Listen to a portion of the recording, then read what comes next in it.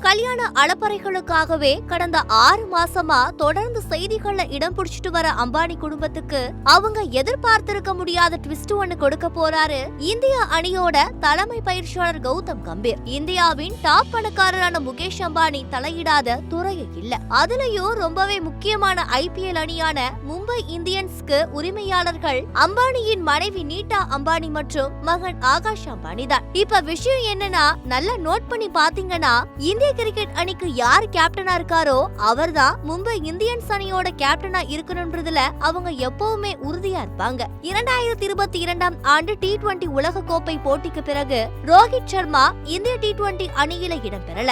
அந்த இடைவெளியில ஹர்திக் பாண்டியா தான் T20 அணியோட கேப்டனா செயல்பட்டாரு. அவர்தான் அடுத்த இந்திய T20 அணி கேப்டனா இருப்பாருன்னு நம்பப்பட்டது. இதனாலேயே தான் குஜராத் டைட்டன்ஸ் அணியில இருந்து ஹர்திக் பாண்டியாவை தங்களோட அணிக்கு இழுத்துட்டாங்க அம்பானி டீம். இந்திய ஒரு நாள் அணி மட்டும் இல்லாம டெஸ்ட் கேப்டனாகவும் 10 ஆண்டுகளுக்கு மேல கேப்டனா செயல்பட்ட ரோஹித் சர்மாவை கேப்டன் பொறுப்புல இருந்து நீக்கி வருங்கால T20 அணி கேப்டனா பார்க்கப்பட்ட ஹர்திக் பாண்டியா கேப்டன் ஆக்கப்பட்டாரு.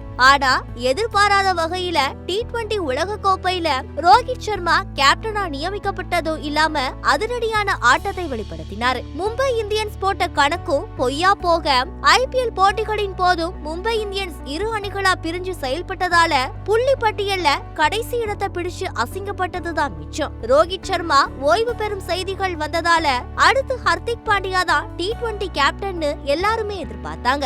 ஆனா இந்திய T20 அணிக்கு சூரியகுமார் யாதவை கேப்டனா நியமிக்க கம்பீர் முடிவு செஞ்சிருக்கிறதா தகவல் வெளியாகி இருக்கு. இப்ப சிக்கல் என்னன்னா, சூரியகுமார் யாதவும் மும்பை இந்தியன்ஸ் அணியை சேர்ந்தவரா இருக்காரு. 2024 ஆண்டுலயோ மும்பை இந்தியன்ஸ் அணி கேப்டனா ஹர்திக் பாண்டியா இருந்தாலும் இந்திய அணியோட கேப்டனான சூரியகுமார் பக்கம் தான் அணி வீரர்கள் நிப்பாங்க.